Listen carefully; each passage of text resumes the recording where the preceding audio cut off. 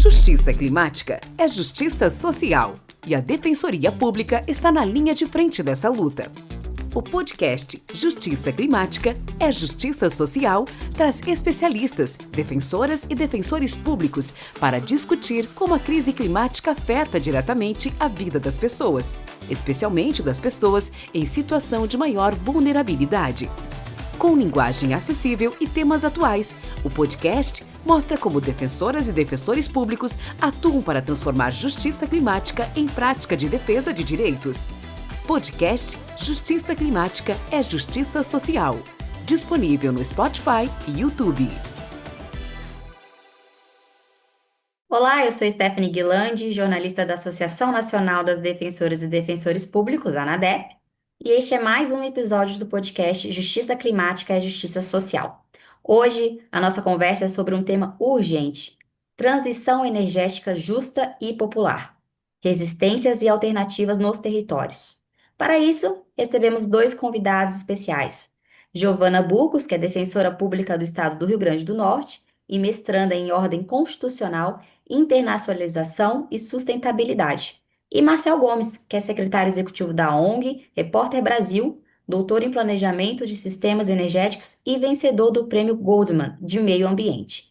Sejam muito bem-vindos, Giovana e Marcel. Obrigado, Stephanie. Obrigada. E para dar início, já vou direcionar aqui a primeira pergunta para a doutora Giovana. Doutora Giovana, o que significa na prática o conceito de justiça energética e como ele se relaciona com o papel da Defensoria Pública? Obrigada mais uma vez, Stephanie. É uma alegria estar aqui, dividir essa conversa com você, com o Marcel, que tem uma trajetória tão importante na investigação sobre os impactos socioambientais no Brasil.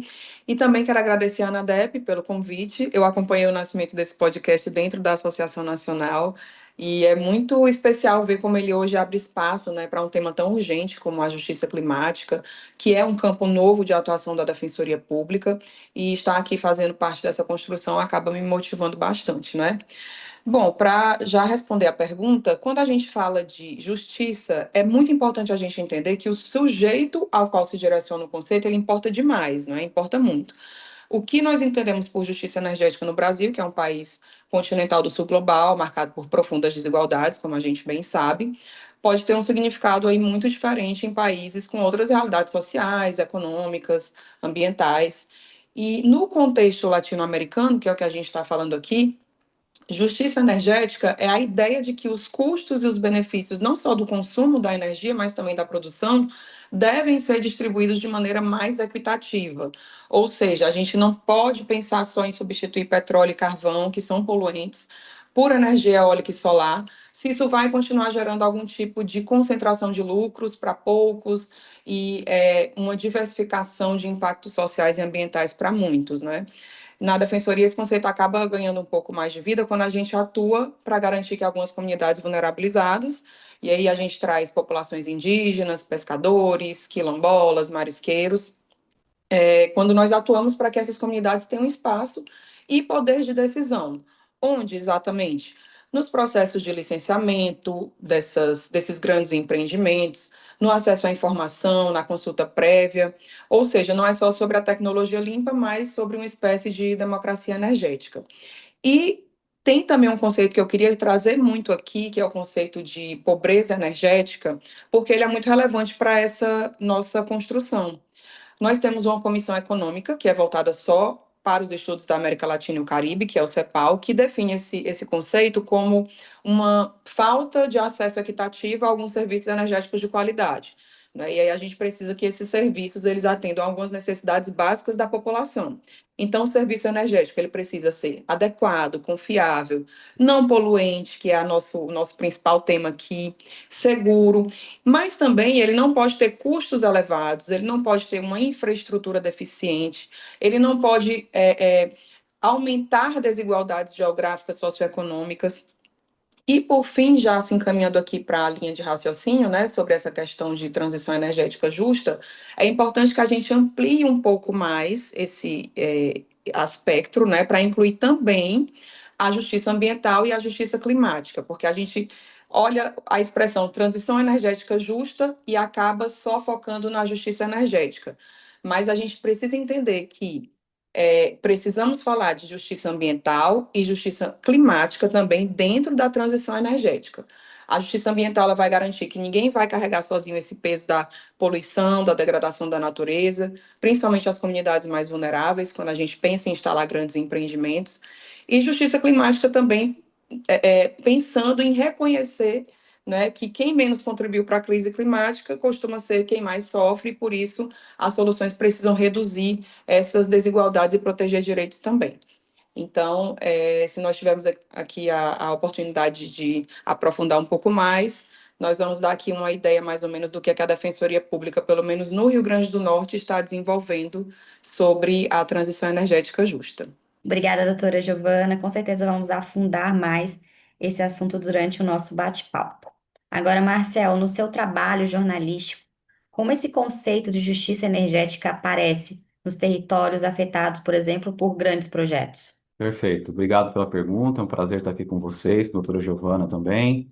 Bom, primeiro assim, destacar que é fundamental que a gente faça a transição energética, né? As mudanças climáticas e as tragédias relacionadas com elas, como as enchentes que a gente enfrenta no Brasil, grandes secas, né? Incêndios, isso tudo exige que a gente mude, né? O padrão, o nosso modelo de produção de energia.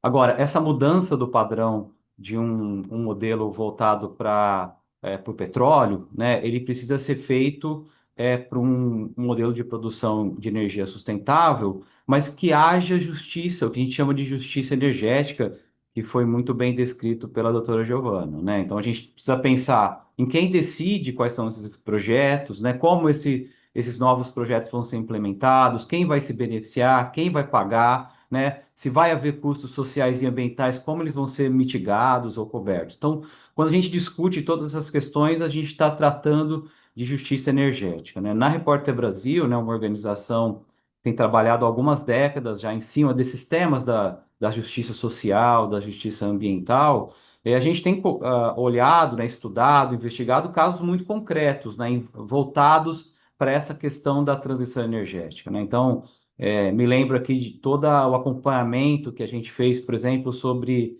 a implantação da hidrelétrica de Belo Monte, né? É, a questão da expansão de todo o parque industrial brasileiro do biodiesel, né, em substituição a combustíveis para veículos, né? Hoje se mistura muito biodiesel com o diesel de petróleo, e a própria implantação, né, do parque eólico em vários municípios do Nordeste, seja na costa, seja no interior, afetando diversas comunidades, né? Então, na Repórter Brasil, a gente tem discutido a implementação de todos esses grandes projetos, né, os impactos que isso causa e a discussão que precisa ser feita sobre os impactos que estão atingindo as comunidades, né? Passa-se um pouco por mudanças necessárias na legislação, né, para que as comunidades sejam ouvidas sobre o que está acontecendo e que elas possam discutir e apresentar sugestões, né, na implementação desses projetos, e também que haja uma mobilização da sociedade civil, dos movimentos sociais,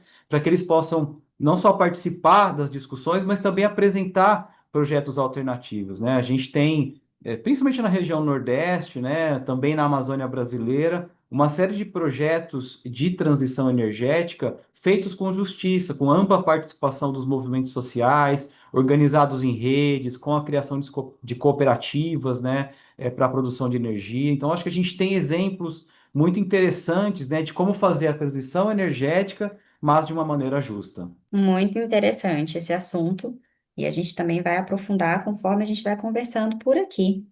E outra coisa, Marcel, muita gente fala em energia limpa, mas quais são as contradições e resistências que você observa na instalação de parques eólicos e solares em áreas rurais e costeiras?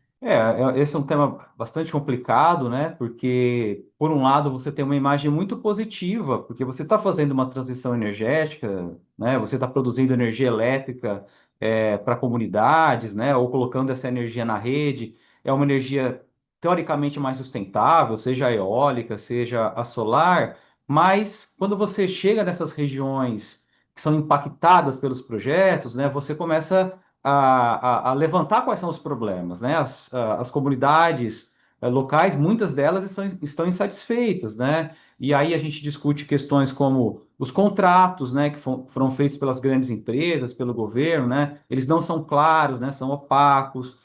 As comunidades não entendem, né, quais são as suas obrigações, seus deveres relacionados a eles. Em algumas regiões a gente nota o problema da concentração de terras, né? Comunidades, pessoas que alugam suas terras ou vendem suas terras para que esses projetos sejam implementados, e aí você tem a questão da concentração da terra o próprio êxodo rural, né, em determinadas regiões. Você tem impactos ambientais, né, porque você precisa instalar determinados maquinários, né, para fazer esses projetos, seja solar ou seja eólico, né? Você tem comunidades de pescadores, por exemplo, relatando o impacto que isso tem nas comunidades pesqueiras, principalmente projetos eólicos, né, na questão da disponibilidade de peixe, né, afetando inclusive a questão da soberania alimentar ou sua sobrevivência econômica. De uma forma geral, o que a gente vê é que a implantação desses projetos, né, que tem um lado positivo, sem dúvida, relacionado com a transição, né, está se economizando petróleo, então está se emitindo menos carbono na atmosfera, mas o outro lado que a gente discute é a questão de ouvir a comunidade, né, de trazê-la para um espaço em que não haja apenas só uma discussão pro forma, né, sobre como ela vai ser impactada e como os problemas vão ser mitigados, mas que ela possa, de fato, né, opinar, né, participar de discussões relevantes, né, sobre a construção e implementação desses novos projetos. E, doutora Giovana, ainda nesse gancho, quando essas comunidades costeiras e rurais sofrem esses impactos de grandes projetos, como que a defensoria pode atuar para garantir os direitos dessa comunidade? Perfeito, Stephanie. A Defensoria ela pode atuar em várias frentes. Nós atuamos no Rio Grande do Norte, especialmente no campo jurídico, ingressando com algumas ações para suspender licenças que não respeitam direitos fundamentais. Aí a gente acaba tendo um trabalho conjunto também com o Ministério Público, tanto estadual quanto federal, porque algumas dessas matérias vão tocar à Justiça Federal, que não é o caso de atuação da Defensoria do Estado.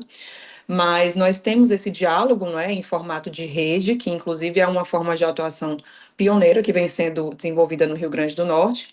E também no campo institucional ainda nós temos a possibilidade de notificar órgãos, né, de licenciamento, como IBAMA, no caso do Estado, os órgãos de licenciamento estadual, para que eles cumpram a consulta prévia, livre, informada, que é prevista na Convenção 69 da OIT, que é o nosso a nossa grande preocupação enquanto atuamos, né, nessa área. E também nós temos uma dimensão importantíssima que já é conhecida, de conhecimento da Defensoria Pública, que é uma dimensão mais pedagógica, né?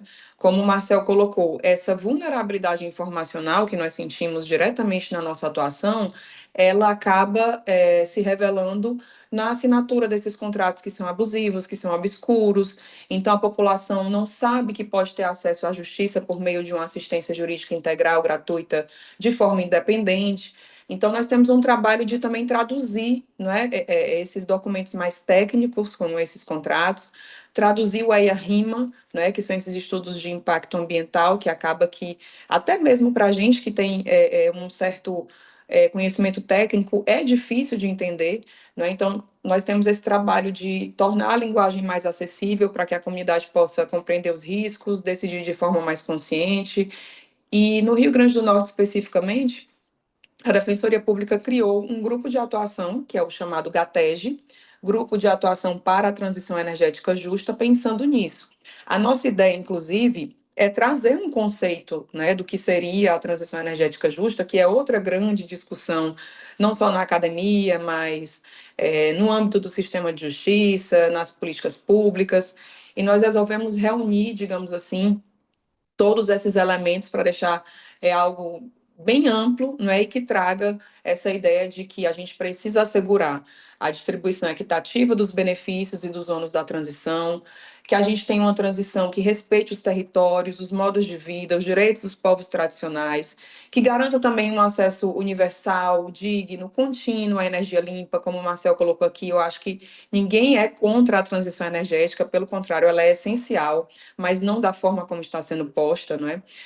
Também pensamos em algo que assegure a participação informada, prévia, efetiva e vinculante também das populações atingidas, sempre trazendo essa ideia de que as perspectivas, as vivências, as prioridades desses sujeitos sociais têm que ser colocados no centro. Também pensamos em trabalhar um conceito que esteja em consonância com essas diretrizes internacionais e algo também que eu acho que é um pouco, que é pouco falado e é inovador também, é o fato de reconhecermos o meio ambiente como sujeitos de direitos, expressamente, né, para que a gente pense aí essa transição também ecologicamente equilibrada. Eu acho que a Defensoria Pública ela tem um papel fundamental justamente nessas frentes, né, de assistência jurídica integral e gratuita, de capacitação também institucional dos membros, né, das defensoras, defensores que vão eventualmente trabalhar com o tema, e também um acompanhamento de propostas de políticas públicas e proposições legislativas que sejam relativas ao tema, como é o caso de projetos de lei que estabeleçam algumas salvaguardas, e aí trazendo toda essa ideia de atuação bastante ampla mesmo. Aqui no Rio Grande do Norte, nós atuamos também como custos vulneráveis, que é uma espécie de guardião da vulnerabilidade, de várias vulnerabilidades, não é? E aí a gente acaba tendo essa atuação como um terceiro interessado no processo, trazendo o olhar da comunidade para dentro de um processo judicial. É isso aí, sempre lembrar então que a Defensoria Pública também atende nessa área e é de forma gratuita e integral. Marcel, a sua investigação recebeu o prêmio Goldman de Meio Ambiente, que é um dos mais prestigiados do mundo, e revelou conexões entre grandes supermercados internacionais, frigoríficos brasileiros e o desmatamento. Nos fala um pouco o que que é esse prêmio e nos conta um pouco mais dessa sua investigação. Perfeito. Então, o Prêmio Goldman, ele é um prêmio que tem mais de 30 anos, né? E ele surgiu no final dos anos 80, quando se tentou criar um prêmio Nobel para o meio ambiente, né? Então, essa proposta foi levada para o parlamento, para a Academia Sueca, né? Que é responsável pelo Nobel. Enfim, houve várias discussões na época, mas acabou que não foi aprovado, né? Não existe um prêmio Nobel formal sobre meio ambiente. E aí nos Estados Unidos, né, uma série de lideranças lá econômicas e políticas, né, através da família Goldman, criaram esse prêmio que é anunciado anualmente, né, e seleciona pessoas que atuam em prol do meio ambiente e dos direitos humanos, né. Particularmente a investigação que eu coordenei, que foi premiada, ela mapeou passo a passo, né, a produção, a cria do boi, né, desde o seu início em fazendas na Amazônia brasileira, particularmente fazendas onde havia desmatamento ilegal, ocupação de áreas indígenas, né, impacto sobre essas comunidades indígenas, alguns casos até de trabalho escravo, né, e como esse boi seguia, né, na cadeia produtiva da pecuária até chegar no frigorífico, e depois esses frigoríficos faziam o processamento da carne e enviavam para supermercados do mundo inteiro, né? A gente mapeou especificamente na Inglaterra, né? 6 supermercados que recebiam essa carne e foi esse caso de impacto na Inglaterra que chamou a atenção, né, das lideranças do Prêmio Goldman, porque os supermercados britânicos decidiram iniciar uma negociação, né, uma investigação sobre o problema, suspenderam as compras de carne brasileira antes para que houvesse, né, um controle maior da cadeia produtiva aqui no Brasil, né? O governo federal, né, logo depois chegou até a anunciar a criação de um plano nacional de rastreamento do boi. A gente não tem ainda, preciso dizer, um rastreamento social e ambiental do boi no Brasil, né? Existe apenas um rastreamento para questões sanitárias.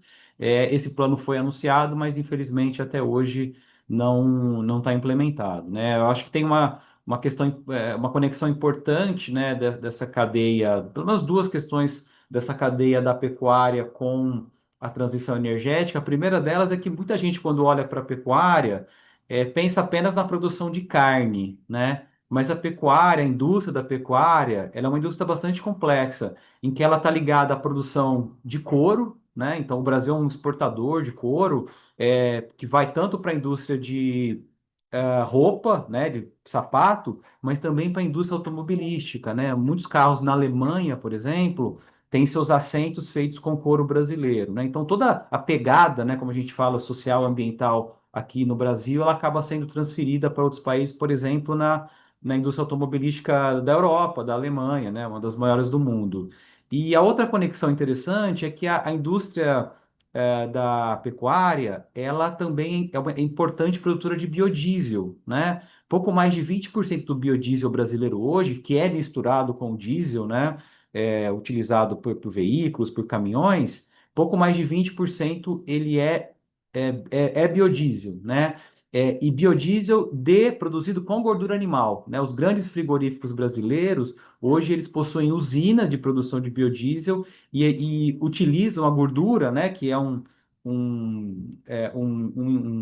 resto, né, da produção, do processamento do boi, utilizam esse produto para fazer, né, para fabricar o biodiesel, né? Então, eu acho que a indústria da pecuária, né, ela infelizmente ainda causa muitos impactos sobre comunidades locais, né? A gente ainda tem casos de trabalho escravo na pecuária, é o setor que onde mais historicamente se encontrou casos de trabalho escravo no Brasil, desde os anos 90. E além disso, ela também tem esse problema, né, da invasão, né, das fazendas em regiões, né, onde são territórios indígenas, né? Então há conflitos, né, sobretudo na Amazônia brasileira, dessa indústria da pecuária, de pecuaristas com comunidades locais, especificamente comunidades indígenas. Olha que investigação interessante. Realmente merecia o prêmio, parabéns por esse Obrigado. trabalho. E que a gente consiga dar essa notícia cada vez mais para a população ter consciência de coisas que às vezes nem se passa pela nossa cabeça, mas que acontece no Brasil. Doutora Giovana, na sua visão, uma transição energética popular, pensando aí até nos assistidos da Defensoria Pública, ela é viável sem a aplicação do acesso à justiça, por exemplo? Olha, Stephanie, com certeza não. Eu acho que o acesso à justiça ela é a chave para transformar essa transição, que é imposta, né, de maneira não participativa, digamos assim. Sem o acesso à justiça, a gente percebe essas comunidades muito mais invisibilizadas, com modos de vida que são tratados como entraves, né, e não como riquezas culturais, ambientais. E realmente eu acredito que só com mecanismos de escuta, de reparação, de redistribuição é que essa energia, essa transição energética, né, ela pode ser popular e justa.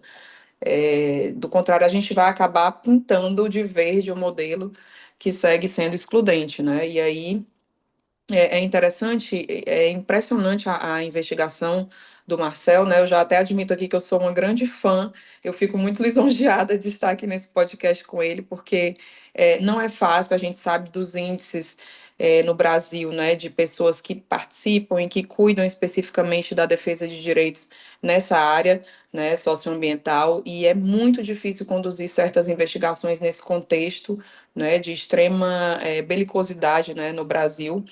E a gente precisa realmente falar sobre esses assuntos difíceis para conseguir, de fato, avançar, né? E aí a gente tem temas como o agronegócio, como a transição energética, que precisam ser mais esclarecidas, né? Que precisam ser mais debatidas com a população, porque a gente percebe o interesse, mas percebe essa falta de conhecimento, né? Então, dentro desse aspecto também de acesso à justiça, é importante que a gente pense também, outra coisa que é relevante que eu percebo da minha atuação é que muitas vezes o acesso ao poder judiciário, que é só um dos aspectos do acesso à justiça, né, ele acaba sendo também muito, assim, as pessoas não compreendem muito, né, que acessar o poder judiciário pode ser um desses modelos, né, de garantir que essa transição energética também seja popular, seja mais inclusiva, porque justamente às vezes a gente não tem espaços, não é, de discussão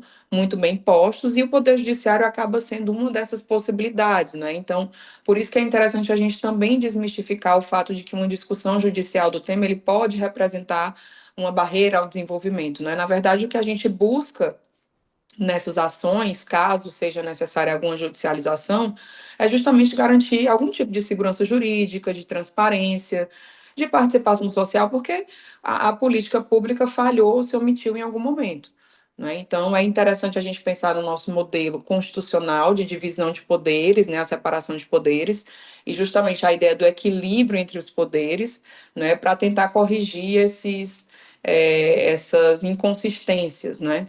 Então, eu acredito que é importante a gente falar de acesso à justiça, falar de acesso à judicialização ou de acesso a outras políticas públicas, não é, que promovam uma transição energética mais popular e mais inclusiva. Muito boa a sua resposta, esclarecimento, doutora Giovana. E, Marcel, ainda falando dessa transição energética popular, que alternativas comunitárias ou descentralizadas de energia têm se mostrado promissoras no Brasil e poderiam servir como exemplo para outras regiões? Existem muitas iniciativas no Brasil, acho que assim, pelo tamanho do território, pela necessidade, precisaria haver muito mais, né? A gente tem acompanhado algumas organizações que estão financiando, promovendo isso, então eu espero que isso avance muito mais.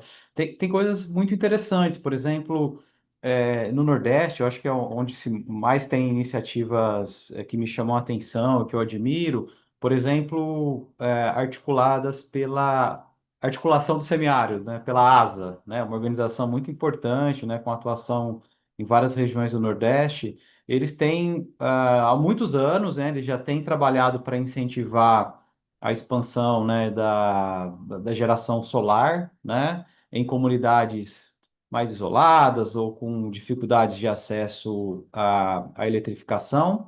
E é interessante que eles usam a experiência que eles têm, né, com a questão das cisternas, né? No Nordeste, em várias regiões, você tem uma deficiência hídrica, né? O modelo das grandes cisternas, seja para consumo de água pessoal ou para apoio à produção agrícola, né? Ele é bastante conhecido, né?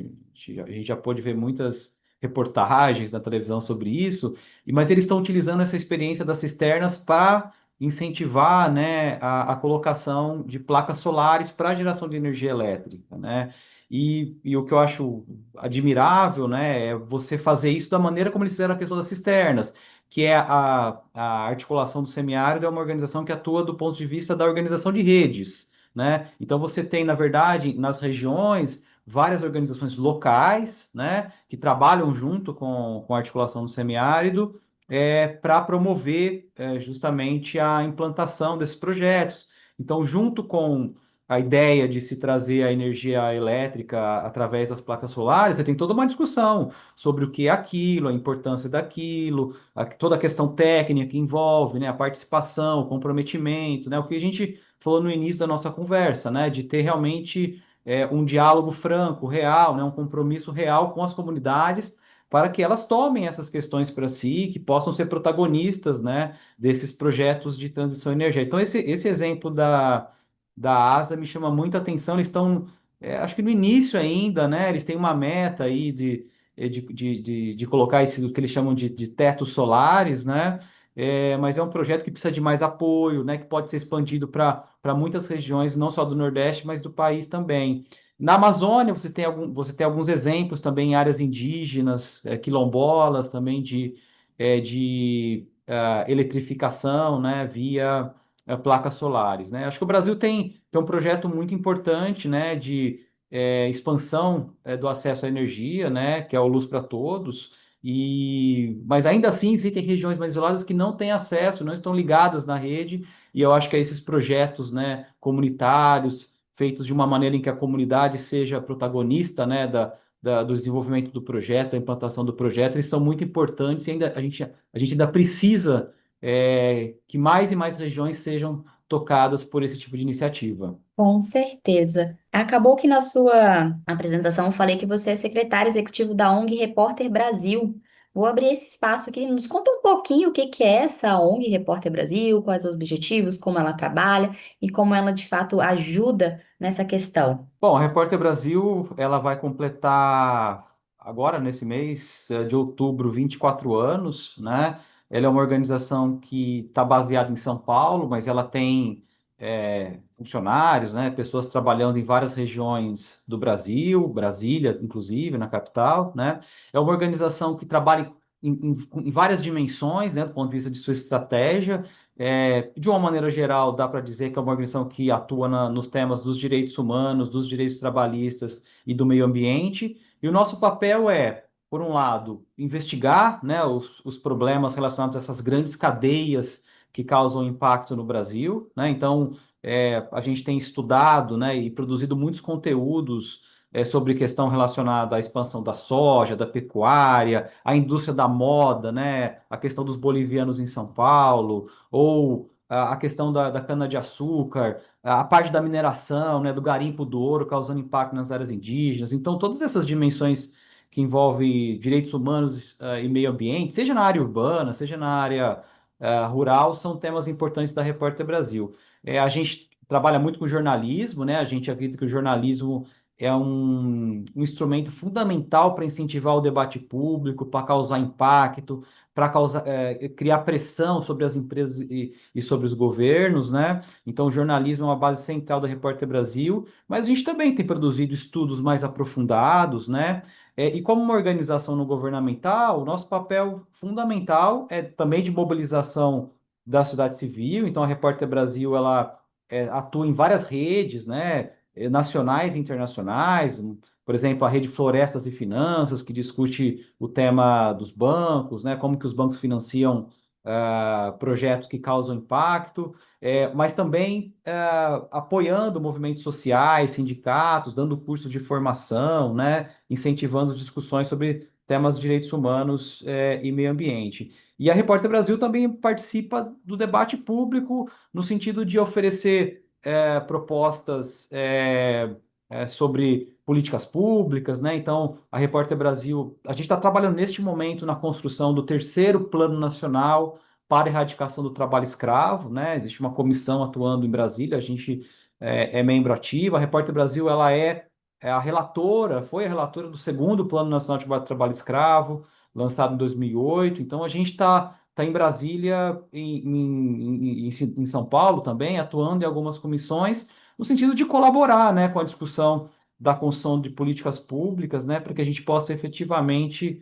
melhorar, né, os indicadores, né, sociais, ambientais que a gente tem no país. É um trabalho muito importante que a ONG Repórter Brasil faz. Parabéns aí por fazer parte disso tudo. E agora eu vou fazer uma pergunta para os dois. E aí, fica à vontade quem quiser responder primeiro. A gente sabe que a transição energética, quando a gente fala dela, que ela tem que ser justa, tem que ser popular, ela depende de várias frentes, assim como a doutora Giovana trouxe algumas delas. Tem a frente do acesso à justiça, políticas públicas, mobilização social. E aí, na opinião de vocês, quais são os passos mais urgentes que o Brasil ele precisa dar hoje para que essa transição não seja apenas uma promessa, mas uma realidade para as comunidades mais impactadas? Eu já estou aqui olhando para o Marcel e pensando, que pergunta difícil de ser respondida. Mas eu acho que tem alguns passos mais urgentes, sim, né? A gente precisa pensar aqui de forma mais objetiva. Eu acredito que nessa frente a gente precisa, primeiro, né, pensar em colocar as comunidades no centro das decisões, né? Elas precisam estar informadas para que qualquer tipo de consulta prévia demande uma participação real, não meramente formal, como a gente costuma ver nos processos que envolvem grandes empreendimentos aqui no Brasil. E entendendo, né, que a transição ela só vai ser justa, popular, se ela foi construída ali com quem vive nos territórios, né, porque é quem efetivamente vai vivenciar também as consequências de uma transição injusta. Segundo, eu acho que é pensar em políticas públicas de distribuição real desses benefícios da energia, né, sejam empregos, compensações, royalties, de maneira mais equitativa, evitando essa concentração de renda, concentração dos bônus para os grandes empreendimentos. Nós precisamos também, que é algo que a gente sente muito na nossa atuação no dia a dia, de regras mais claras, né, para esse tema.